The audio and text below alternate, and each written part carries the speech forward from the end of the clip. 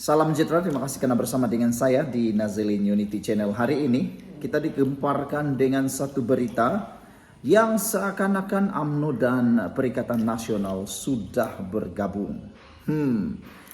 Apa yang tak bergabungnya kalau mereka kini sepakat untuk bersolidariti untuk Najib? Cuma belum dengar saja cerita tentang Zahid Hamidi lah. Adakah Zahid Hamidi setuju atau tidak? Belum ada keluar daripada mulut beliau. Tetapi beberapa pemimpin besar UMNO, Barisan Nasional sudah mulai bersuara mahu menyertai solidarity tersebut. Oke, sebelum saya teruskan, Anda tolong komen dulu lah. Tinggalkan komen kamu, tinggalkan respon kamu. Adakah Himpunan Solidarity Najib itu akan berjaya? Adakah Himpunan Solidarity Najib itu akan menghimpunkan ratusan ribu orang? Karena Hasan Karim sebentar tadi dalam satu laporan menyatakan bahwa Anwar Ibrahim perlu berhati-hati. Kalau berjaya himpunan itu, maka kerajaan Madani ini akan goncang. Kata beliau, dia bandingkan dengan apa yang berlaku pada waktu Najib mau ditumbangkan dulu, himpunan itu menggemparkan dengan adanya Mahathir dan sebagainya. Selain daripada itu, ada juga yang mengatakan bahwa himpunan itu mungkin akan dihadiri ratusan ribu orang. Wow, luar biasa juga lah kan. Kamu setuju kah kalau ada ratusan ribu orang datang, atau adakah Anda rasa akan ada ratusan ribu atau hanya 100-200 ribu orang saja yang hadir? Selain itu, selain daripada itu yang lebih menarik lagi ialah apa yang saya terpikir tadi itu? Menurut anak Najib, dalam satu laporan kononnya ada ratusan bas daripada Pahang untuk turun ke Mahkamah Rayuan untuk mahu menunjukkan solidarity terhadap Najib. Jadi kamu rasalah kan ada berapa ratus ribu yang datang. Adakah betul ini sebagai penangan kepada Anwar Ibrahim? Oke, itu soalan pertama. Soalan kedua, betulkah apa yang dinyatakan oleh Hasan Karim bahwa kalau himpunan itu berjaya akan menggoncang kerajaan Madani, ataupun ia hanya angan-angan majnin yang tidak akan kemana, yang tiada manfaatnya, dan lebih teruk lagi tidak kesampaian? Oke. Kalau dulu yang dipertahankan itu bukanlah, ataupun solidarity, ataupun himpunan itu bukan solidarity. Himpunan itu mau Najib diturunkan, bukannya mempertahankan orang yang sudah masuk penjara. Najib sudah masuk penjara. Jadi himpunan itu dikatakan bahwa akan menghimpunkan para penyokong UMNO dan PN, dan seruan berhimpun demi Najib ini dimohon dapat dilakukan, dan UMNO PN diajak untuk melupakan sengketa. Soalan saya yang ketiga ialah, adakah UMNO dan PN boleh bekerja sama? UMNO dan PN boleh bekerja sama. Ada orang kata UMNO tak boleh bekerja sama dalam kerajaan perpaduan Madani karena ada DAP dan sebagainya. Apa pula pendapat kamu? Bolehkah UMNO bekerja sama dengan dalam PN, walaupun dalam PN itu ada PAS, ada Bersatu? Itu soalan paling kritikal. Baiklah. Dalam satu laporan di Malaysia kini, UMNO PN lupakan sengketa, seru berhimpun demi Najib.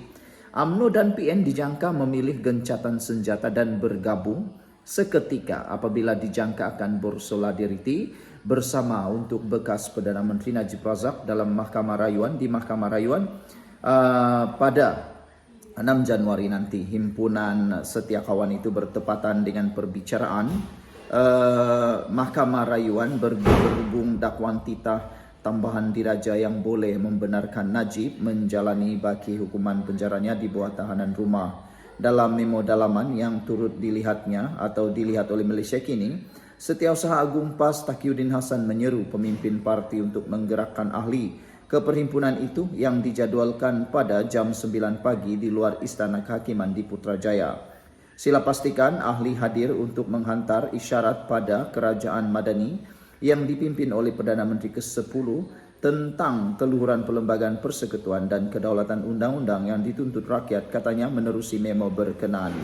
Okeylah saudara, seorang juga sumber berkata, pentadbiran PAS mengesahkan bahawa kepada Malaysia kini kesahihan memo itu dan memberi jaminan ahli parti akan menyertai perhimpunan itu. Saudara-saudara sekalian, betulkah Najib akan dapat apa yang dia mau? Sekian dulu, kita jumpa lagi. Salam sejahtera. Saudara-saudara sekalian, ini berita buruk untuk Najib. Rupa-rupanya pada Februari 2024 telah dinyatakan oleh beberapa orang pakar bahwa hukuman telah dikurangkan kepada Najib dan Najib tidak boleh mohon parol. Wow, ini satu perkara yang luar biasa. Menurut laporan pada Februari tahun 2024 ini, pengurangan hukuman penjara Datuk Seri Najib Razak menghalang bekas Perdana Menteri itu untuk memohon perintah parol bagi menjalani hukuman pemenjaraan di luar penjara. Maknanya, titah edendum untuk tahanan rumah Najib itu sebenarnya mungkin ada, tak tahulah ada kata ada, kena belum lagi sah sepenuhnya. Tetapi untuk Najib mendapatkan pemenjaraan di luar rumah atau tahanan di rumah, Najib sebenarnya menurut pakar-pakar ini tidak boleh mohon lagi parol tersebut, parol atau tahanan rumah tersebut. Kerana ini sebabnya, mereka menyatakan bahawa pengurangan hukuman penjara Najib telah pun menghalang bekas Perdana Menteri itu untuk memohon perintah parol.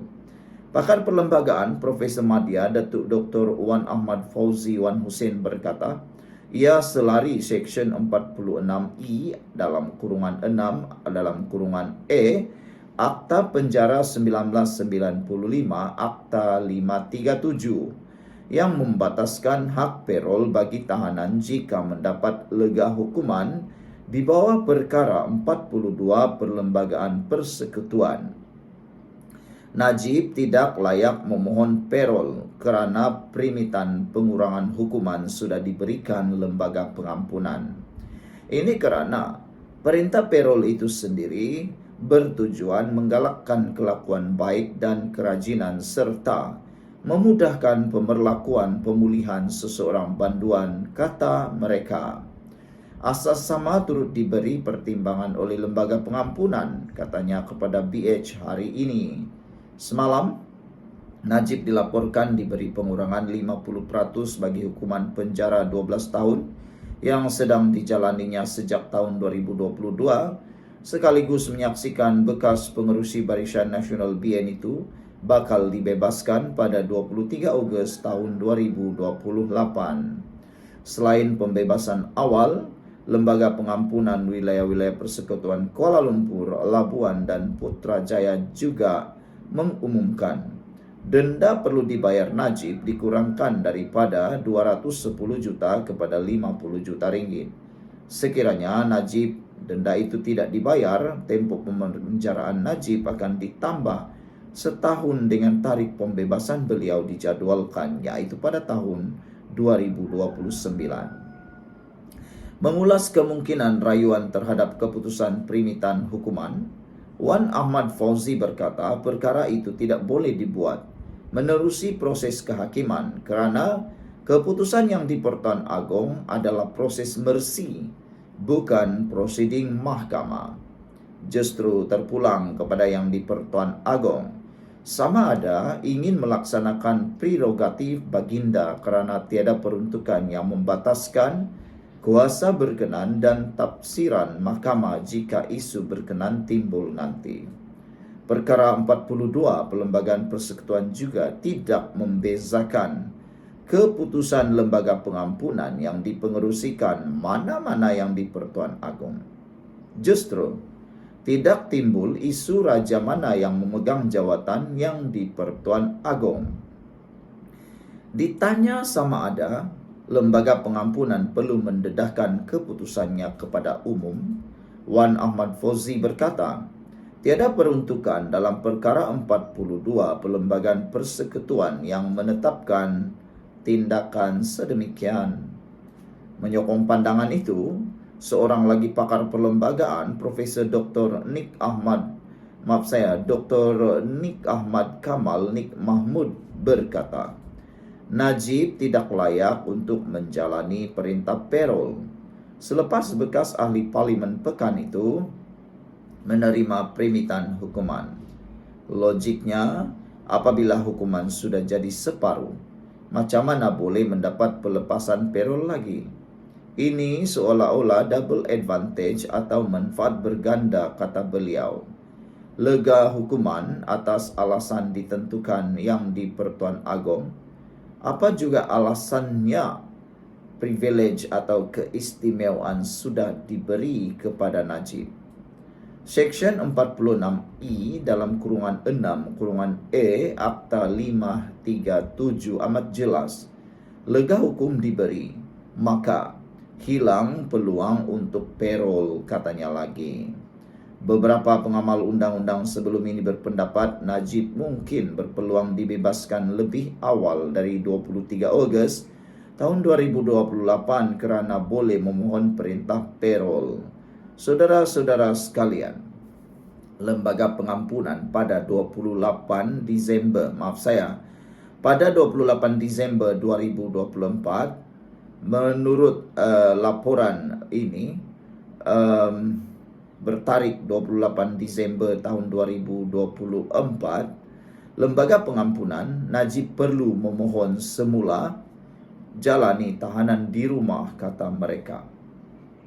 Datuk Seri Najib Razak perlu mengemukakan permohonan baharu kepada Lembaga Pengampunan di pengerusikan yang di-Pertuan Agong sekiranya ingin menghabiskan baki tempoh hukumannya kepada tahanan di rumah.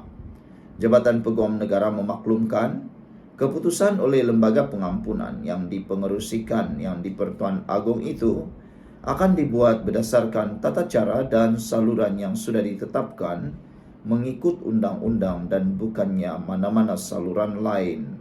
Kamar ini dititahkan oleh Seri Paduka Baginda untuk memaklumkan bahawa semua permohonan mengenai pengampunan bagi kesalahan yang dilakukan dalam wilayah Persekutuan Kuala Lumpur, Labuan dan Putrajaya hendaklah dikemukakan kepada Lembaga Pengampunan. Oleh itu, sekiranya mana-mana pihak ingin mencadangkan mana-mana banduan termasuk Datuk Seri Najib Razak menghabiskan baki tempoh hukumannya dengan ditahan di rumahnya, permohonan berkenaan perkara itu hendaklah dikemukakan untuk dipertimbangkan Lembaga Pengampunan yang dipengerusikan Seri Paduka mengikut tata cara dan saluran ditetapkan undang-undang dan peraturan yang berkuat kuasa, katanya dalam kenyataan hari ini. Jabatan Peguam Negara berkata berdasarkan perkara 42 dalam kurungan 1, Perlembagaan Persekutuan yang di-Pertuan Agong berkuasa untuk memberi ampun, tunda hukum dan lega hukum bagi apa-apa kesalahan yang dilakukan di dalam wilayah Persekutuan Kuala Lumpur, Labuan dan Putrajaya. Saudara-saudara sekalian, Lembaga Pengampunan kemudiannya mengurangkan hukuman penjara Najib pada tarikh yang ditetapkan. Tita Edindum yang membenarkan Najib menjalani baki hukuman penjaranya di bawah tahanan rumah dikatakan diperkenan yang di-Pertuan Agong ke-16. Sekian untuk kali ini. Jangan lupa tinggalkan komen Anda, tekan butang subscribe. Kita jumpa lagi. Bye-bye.